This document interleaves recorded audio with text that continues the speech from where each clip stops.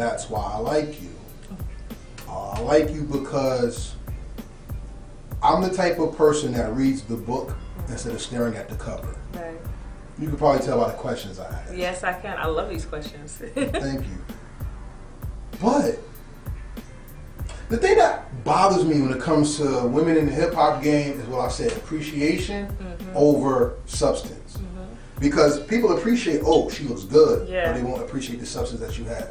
Like, for instance, how popular were Lil' Kim and Foxy Brown? Right. And then it changed the game to everybody had to replicate the Lil' Kim and Foxy Brown look. Even Nicki Minaj is Lil' Kim re-wrapped and repackaged. But great MCs like Jean Grey, Bahamadia, Lady of Rage, because they don't fit the cookie cutter stripper mold, that they're not remembered as being some of the greats. When I ask you about greats, who inspired you to become great that you heard?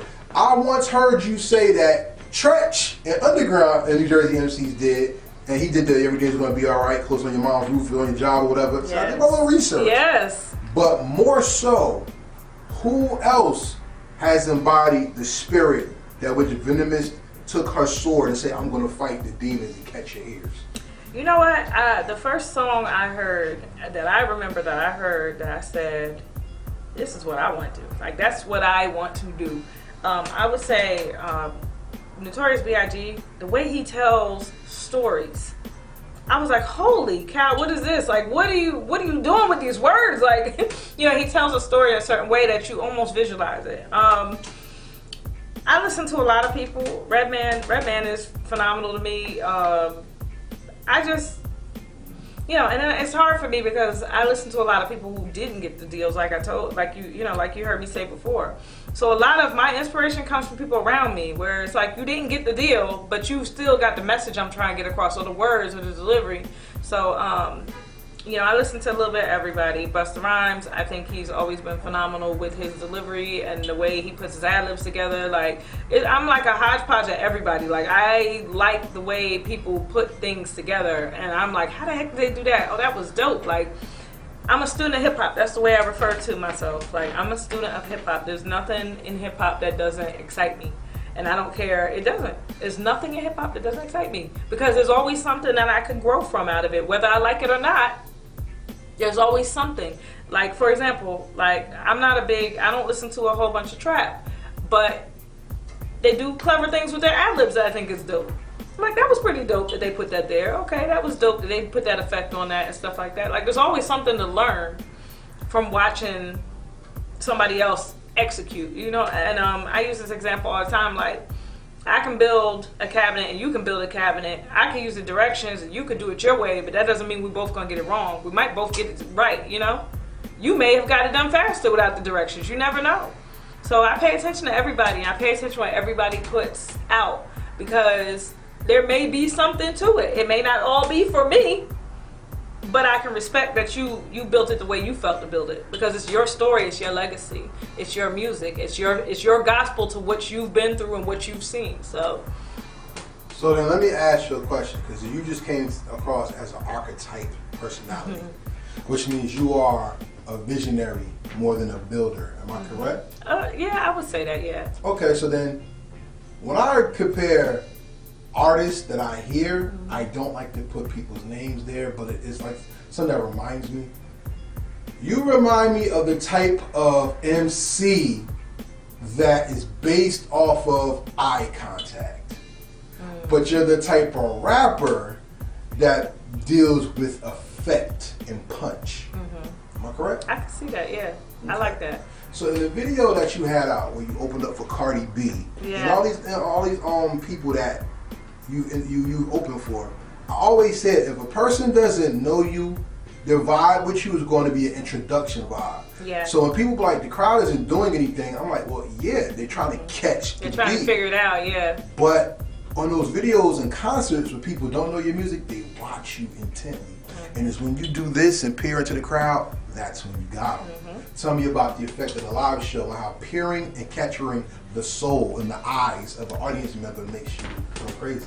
It is very important, and I'm gonna look into the camera on this. It is very important when you're doing a show to make contact with your audience. You don't have to make contact with all of them, But you find that person who's feeling it, and you find that group of people over there that's feeling it, and you make them your ambassadors. You get them rocking, you get everybody rocking. And every time I do a show, I mean, I've done 20,000 people, I've done 10,000 people, I've done 5,000 people, I've done 3 people. You find that one person in the room that's feeling it, and you go for them, and I guarantee you, your crowd is different. When I did, I'm going to talk about when I opened for KRS-One, that was my first big show. There's 5,000 people there, I was nervous. And I had no idea how big the venue is. We pulled up in front. His wife came to the door, was like, come on in. We've been waiting for you. I said, no problem. She said, just put your stuff down. Come on, we're going to put you on stage. And I couldn't see. I could hear the music, and I could hear it echoing, but I couldn't see. And I came around this black curtain, and there's 5,000 people in there. And I'm like, oh, this is like a venue. Like, it's like, oh, there's like a whole bunch of people here. Right.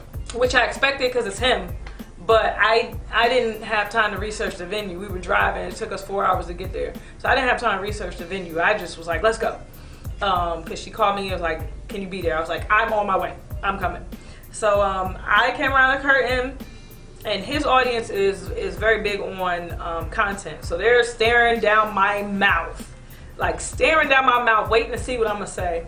And I open with my song, Suffocate. And then I see him rocking a little, and I start rocking with him.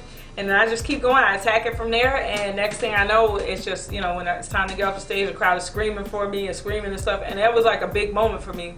And even when I did the Cardi B show and the Boosie show, like, at first the crowd was very standoffish because they waiting for Cardi and Boosie. They're not thinking about me. They're like, who's that? That's not Cardi.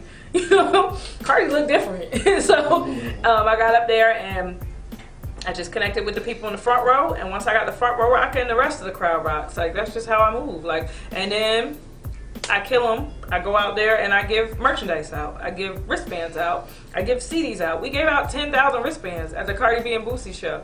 10,000 wristbands I gave to people. And then I get pictures of people like, oh, I got your wristband. Oh, I got, you know, because that's another way to connect, because you may not have, you know, you may not have vibed with it as much as you would have vibed with a Cardi or a Boosie, but you did like it. Now you got the wristband, so you can go to my website and find my stuff. So I'm very strategic about how I do things, especially when I'm doing a show. I'm very focused on my crowd. Like, that's the most important thing to me, is the people that's in front of me. So you stumped me, because I wanted to ask you about the lifestyle of the MC. Because hip hop is a poor man's sport. Yes, it is. You gamble big. The poor man's sport. Payoff, but the payoff is bigger. Yes. When it pays. Absolutely. It's the ultimate gamble. As a woman, a strong woman too, I must ask you, there are a lot of things that go into making sure you're right. Like a man, all you gotta do is get put a t-shirt clothes. on. Put a t-shirt on that said he did. Yeah. And he on stage. And he had the same t-shirt on for 4 days, and he good. But for a lady is big on a woman who is in the entertainment industry. Her impact is not only in what she says and how she says it, it's also in her look when she says it. How has that factored into your brand? Oh gosh, yeah. And how has it factored into your fan interaction and delivery? First of all, it's developed so much over the years, because I'm a jeans and t-shirt. Give me some Air Force Ones and some sweatpants and a wife beater, I'm straight. I'm good. That's just the type of woman I am. I'm not very low maintenance. But as an MC, they want to see the package. They want to see you put together. Nobody want to come see me stand up there with a wife beater and no sweatpants on. Like, I don't even want to see me stand up there with wife beaters and sweatpants. I mean, you know, I'll be like, all right, girl, get off the stage. Girl, go home and go to sleep. Like, but as a female, it's a constant thing. The hair, the makeup. I learned to do makeup, so I've got that taken care of. I have a team that works on hair, and I've recently stopped doing my nails because I think it's healthier to have your own nails. But the nails are expensive. I get my toenails done. Don't get my toenails done. Fingernails I stopped doing because I felt like it was important for me to incorporate in my image that it's okay to be yourself. So I stopped getting my fingernails done. And that's my stand on be yourself.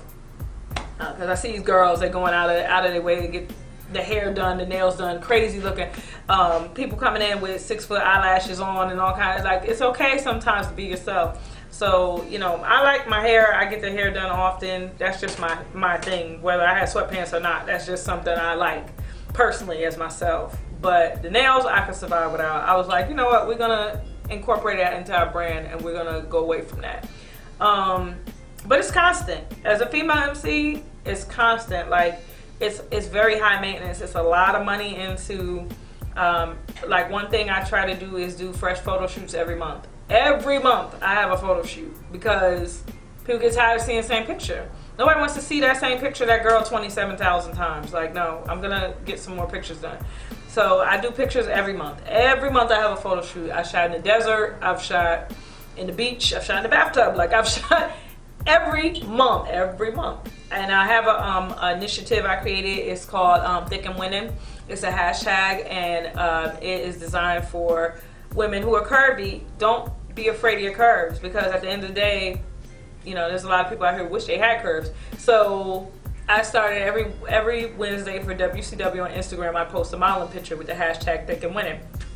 And I get girls that come up to me like, yo, because I saw your pictures, I started posting my pictures, and I feel better, I feel more confident, like, you know, thank you for posting that, because now it made me post this, now I don't feel so bad, you know, and stuff like that, because there's a lot of body shaming in the industry. I've had people offer me to try to get further in the industry, and they're asking me would I get ribs removed, and I'm like, no.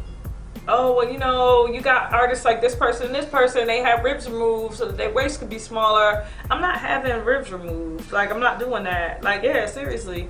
I've had people say some really off-the-wall stuff to me in terms of physical image. And so, for me, it's very important to still be real and still be that girl from Jersey, because that's what I am. Seriously. I'm disgusted. But isn't that disgusting? But I like Think You're Winning. Ain't nobody over here scared of curves. Ain't nobody scared of no curves. It's all good to me.